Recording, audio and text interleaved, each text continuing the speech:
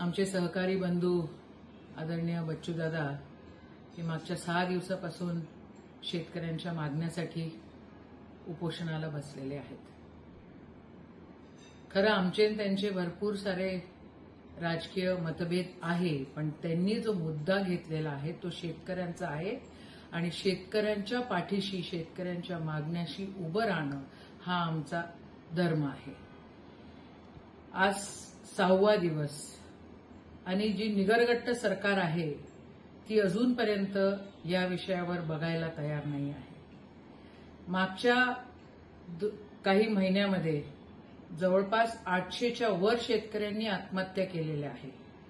2024 मध्ये 2600 कितीतरी जास्त त्या ठिकाणी शेतकऱ्यांच्या आत्महत्या झालेल्या आहे।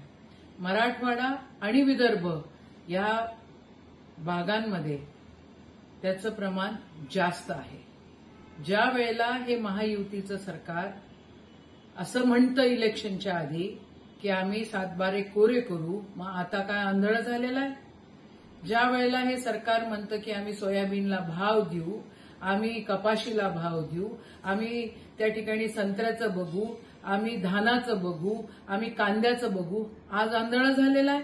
हे दिसत नाहीये त्यांना की मागणी आहे शेतकऱ्यांची आणि शेतकऱ्यांच्या मागणीकडे त्यांनी बघितलंच पाहिजे। मग नाही तर मग काय आता पुढच्या इलेक्शनच्या विधानसभेच्या आधी लोकसभेच्या आधी तुम्ही लोक कर्जमाफी करणार आहे? आज शेतकऱ्यांना गरज आहे आणि आज शेतकऱ्यांना गरज आहे तर त्या ठिकाणी तुम्ही या आंदोलनाला जरा सिरियसली घेऊन त्याच्या ज्या शेतकऱ्यांच्या मागण्या आहेत त्या पूर्ण केल्या पाहिजे। नाही तर मुख्यमंत्र्यांनी उपमुख्यमंत्र्यांनी राजीनामे दिले पाहिजे। तर हिचंही हे सरकार जे आलेलं आहे हे काय घोळ घालून आलेलं आहे हे सर्वांना माहिती आहे।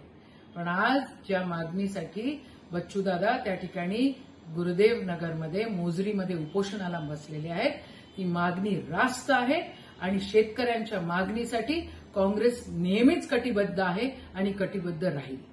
जय हिंद, जय महाराष्ट्र, जय किसान, जय जवान।